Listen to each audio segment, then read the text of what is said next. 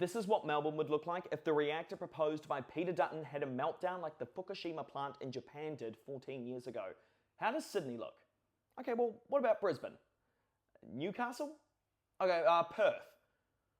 Right, well, campaigners from Don't Nuke the Climate have mapped out the potential plume zones, which is essentially the radioactive contamination that spreads with the wind at each one of the proposed nuclear sites, if they were to have a failure the same way the Japanese reactor did 14 years ago.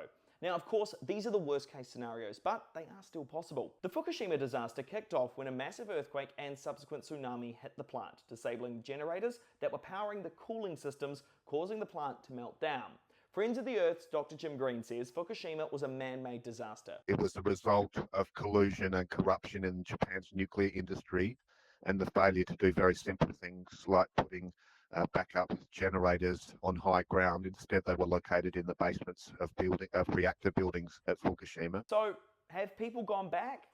Not really. The Japanese government spent $3.4 billion cleaning up a part of one of the most populated dangerous areas, also known as the difficult to return zones. So how many came back? 158 people, or 1.2% of its pre-disaster population.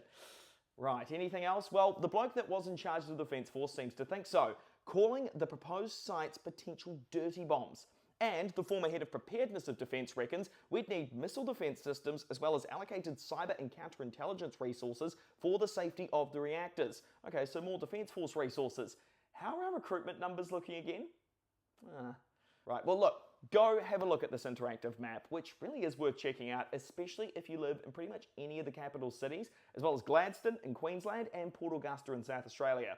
According to the campaigners, there are around 200,000 people living within what would be a 30k exclusion zone around the reactors. Nationally, there's also 99 schools and 62 daycare centres.